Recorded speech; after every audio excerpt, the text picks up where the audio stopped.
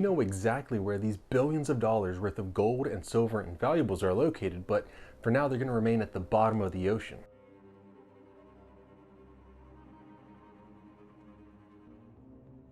On June 8, 1708, there was an incredible fight to the death. 3 treasure ships being escorted from Cartagena came under attack. One of the larger ships managed to evade capture and arrive at its destination. The smaller of the 3 ships, carrying silver pieces of 8, was captured, but sadly for the attackers, it wasn't carrying the grand prize. No gold was found upon that ship. The largest ship, which was hauling a vast amount of gold and silver and valuables, squared off against the largest ship of the attacking fleet. They traded cannon fire into the night, but the treasure ship wouldn't make it to dawn. It had sunk so quickly and rapidly that nearly all of the 600 men upon it also lost their lives. That ship was known as the San Jose.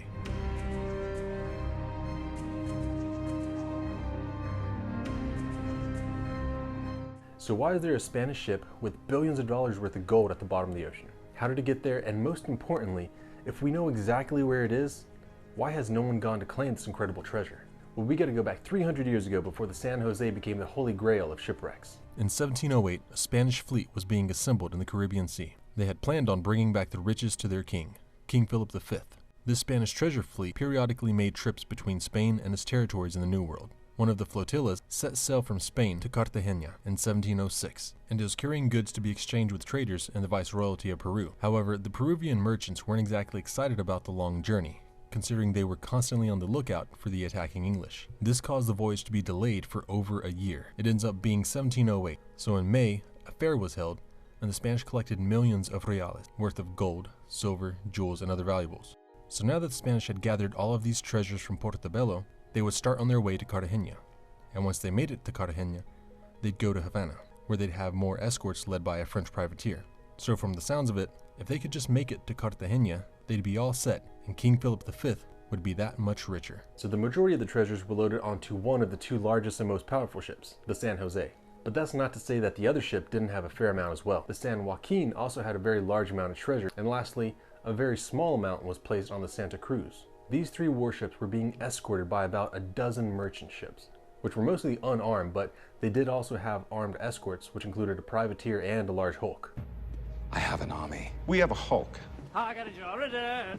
As the Spanish were out in the sea, they were nearing Cartagena when they intercepted Commander Charles Wager. He had been patrolling these waters for months and had been expecting the Spanish to arrive. The English commander's fleet consisted of 4 warships and a fire ship. The San Jose and Charles Wager's expedition ship aligned themselves and prepared for battle. And while this was happening, the San Joaquin squared off against the Kingston of the opposing English. The San Joaquin and the Kingston exchanged shots into the night, and luckily the English had lost the Spanish ship, and the San Joaquin slipped away into the night. The next day, they had found her again, but still evaded capture and made it to Cartagena. However, as the events of that night transpired, the San Jose began its intense battle against the expedition. They fired cannon after cannon for over an hour until the English ship closed in on the Spanish with the intent to board the San Jose. This next part isn't real exact, but some of the surviving witnesses say that the San Jose had caught fire, while others say there was a huge explosion. But regardless of what happens, it's said that the San Jose began to sink and went down so fast that almost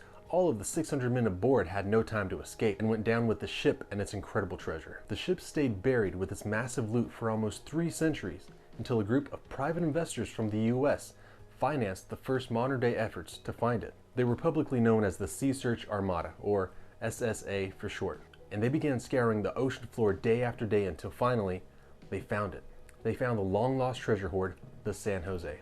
But this was only done after the Colombian government gave them legal permission to do so. In 1981, a year after they started looking for the San Jose, they came to the Colombian government and explained, "Hey, we went out searching with our own money and resources and we managed to find it. How about we split the treasure? You can have 65% and we'll just take 35%. Now real quick, I want to do some math for you. If this treasure hoard is worth billions of dollars, we'll just say 2 billion to make it simple, that would mean Colombia would gain $1.3 billion without ever having to invest a single penny. The SSA would walk away with $700 million, which still is a substantial amount. And considering they put in the time, effort, and money to find this, 35% is extremely kind and modest. Without them, it would have been lost. So with that in mind, what do you think the Colombian government decided to do? Well, they did what any government would do and passed a new law, making it so that they would obtain 97.25% of the treasure and the SSA would have 2.75%. That equates to Colombia gaining $1.945 billion, while the SSA gained $55 million. Now, still, $55 million is a lot of money, especially to the average Joe like me, but they already spent millions of dollars trying to locate the San Jose, along with countless hours and work and research. Had they not told the Colombian government about it, they could have just ran off with the gold in the hopes of keeping it all. It wouldn't be legal, but when you're playing a game and someone changes the rules to have an unfair advantage, it's not exactly a fair game to play anyway. So the SSA sued the Colombian government in court over the San Jose, and they actually won. They settled for a 50-50 split, but the story doesn't end there. The Colombian government refused to follow the ruling of its own court. This is some grade A crab mentality right here. So then, the SSA sued the District of Columbia, and sadly, they lost. But this is where the plot thickens like a movie back in the day when they told good stories. Spain's come forward saying they too have a claim to the treasure. After all, they are the ones that lost it. But because of the implications of Spain and Colombia arguing between each other, the treasure remains at the bottom of the ocean. So who really owns this treasure? The private investors who actually found it, the Spanish government who lost it, or the Colombian government because it's in their waters? Personally, if I had found this, I would have made like a pirate and just...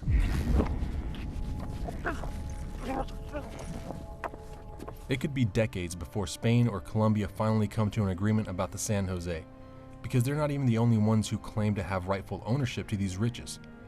And until an accord is reached, check out this video YouTube says you're gonna love, and I'll see you there.